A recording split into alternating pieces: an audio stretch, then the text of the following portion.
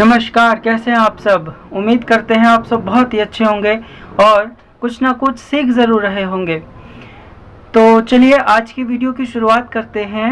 आज हम सीखने वाले हैं व्यष्टि अर्थशास्त्र के अध्ययन का महत्व कि आखिर ये महत्वपूर्ण क्यों है। हम व्यष्टि अर्थशास्त्र का अध्ययन तो कर रहे हैं, पर ये कहाँ कहाँ हमारे लिए उपयोगी सिद्ध होगी। So let's start. Importance of the study of microeconomics। पहला इसका बिंदु रहेगा अर्थव्यवस्था की कार्यप्रणाली।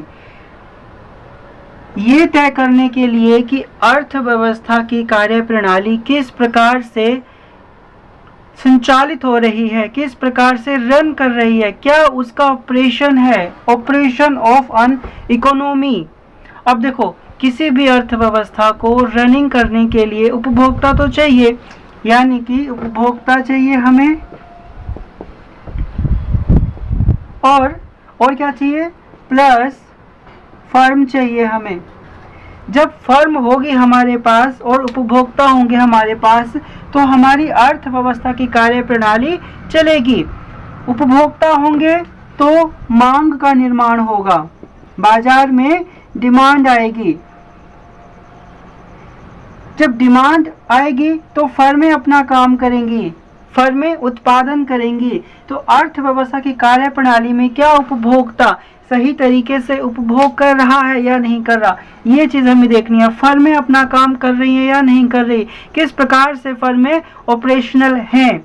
अगर उपभोक्ता बहुत अधिक मांग करने लगे, बहुत ही ज़्यादा अधिक मांग करने लगे और बचत ना करे, तो ये भी हमारे लिए एक दुखदायी बात हो जाएगी, क्योंकि ज़्यादा उपभोग करेगा तो बचत नहीं होगी, बचत नहीं होगी फिर निवेश नहीं हो पाएगा।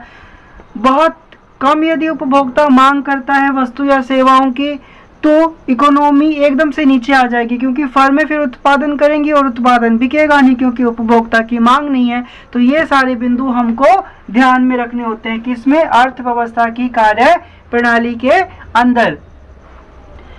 दूसरा देखते हैं कि व्यष्टि अर्थशास्त्र के अध्ययन का महत्व इसलिए भी आवश्यक है कि ये भविष्यवाणी कर सकने में सहायक है। भविष्यवाणी किस चीज की, भविष्यवाणी मांग के संबंध में, भविष्यवाणी कीमत के संबंध में। कैसे, आइए इसको समझते हैं।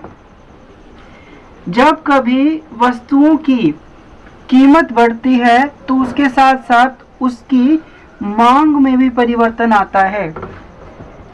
जैसे किसी वस्तु की मांग लगातार बढ़ती जाती है तो वस्तुओं की कीमत भी बढ़ती जाती है,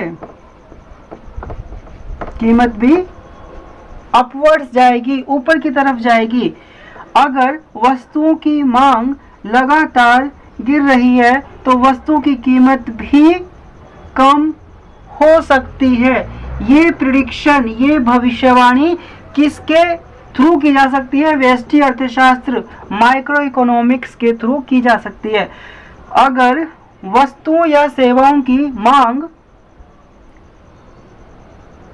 घट रही है तो उसका ये भी कारण हो सकता है कि कीमत बढ़ रही होगी, यानी कि अलग अलग एस्पेक्ट्स हो सकते हैं कि किन किन वजहों से हमारी व्यष्टि अर्थशास्त्र में मांग और कीमत का प्रभाव पड़ता है। तो इस चीज की भविष्यवाणी भी व्यष्टि अर्थशास्त्र, माइक्रो इकोनॉमिक्स के थ्रू की जा सकती है।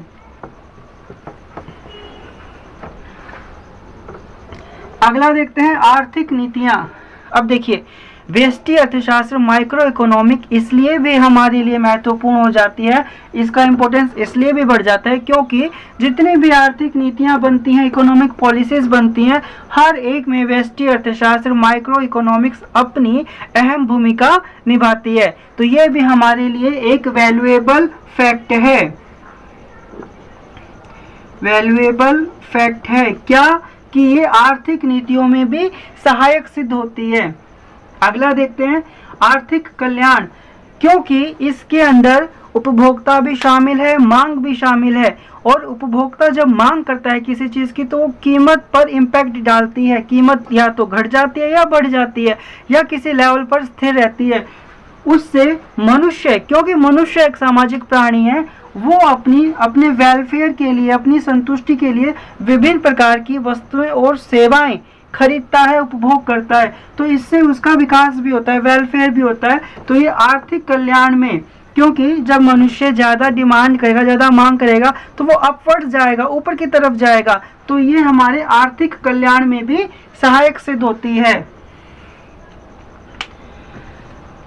नेक्स्ट देखते हैं, अगला है हमारा प्रबंध संबंधी निर्णय, मैनेजरियल डिसीजन। मैनेजरियल डिसीजन कि जितने भी मैनेजमेंट रिलेटेड निर्णय होते हैं उसमें माइक्रो इकोनॉमी अपना रोल अदा करती है, अपनी भूमिका निभाती है। तो प्रबंध संबंधी निर्णयों में भी हमारी माइक्रो इकोनॉमिक्स, व्यष्टि अर्थशास्त्र महत्वपूर्ण भूमिका निभाती है, इसलिए इसकी इंपॉर्टेंस और भी बढ़ जाती है। लास्ट है हमारा अंतरराष्ट्रीय व्यापार में सहयोग। माइक्रो इकोनॉमिक्स के थ्रू अंतरराष्ट्रीय व्यापार में, इंटरनेशनल ट्रेड में ये हेल्पफुल सिद्ध होती है, हमारे लिए हेल्पफुल। कैसे? अब देखो, अंतरराष्ट्रीय व्यापार में हमारे पास कुछ समस्याएं आ जाती हैं, जैसे व्यापार शेष संतुलन और असंतुलन की समस्या। अब व्यापार शेष असंतुलन क्या होता है? जब हमारे आयात हमारे निर्यातों से अधिक हो जाएं, ज़्यादा हो जाएं, ठीक है, प्लस का साइन है यहाँ पर, ज़्यादा हम आयात कर रहे हैं और निर्यात हम कम कर रहे हैं, बहुत कम निर्यात कर रहे हैं, उस कंडीशन में हमारे पास एक ऋण आ जाएगा, एक डेब्ट आ जाएगा जो कि असंतुलन को दर्शाएगा। इसीलिए व्यापार शेष में हमारे ट्रेड बैलेंस के अंदर असंतुलन जैसी समस्याओं का भी हम माइक्रो इकोनॉमिक्स के अंदर सॉल्यूशन ढूंढते हैं, हल ढूंढते हैं, समाधान ढूंढते हैं। विदेशी विनिमय दर, फॉरेन एक्सचेंज में भी, ये फॉरेन एक्सचेंज रेट में भी हमारी काफ़ी हेल्पफुल रहेगा, इसकी इम्पोर्टेंस रहेगी। तो ये हमारे कुछ टॉपिक्स थे जिनको आज हमने कवर किया है इस वीडियो के अंदर। हम उम्मीद करते हैं आप वीडियोस के माध्यम से टॉपिक्स को अच्छे तरीके से समझ रहे होंगे और अपने ज्ञान में वृद्धि कर रहे होंगे। ऐसे ही इंटरेस्टिंग वीडियोस के लिए चैनल पर बने रहें और कुछ ना कुछ सीखते ज़रूर रहें। यदि आप चैनल पर पहली बार आए हैं तो जल्दी से चैनल को सब्सक्राइब कर लीजिए और नई नई वीडियोस देखने के लिए एक बेल का बटन है, उसको भी क्लिक कर लीजिए ताकि सारी वीडियोस के नोटिफिकेशन आप तक पहुंचे सबसे पहले।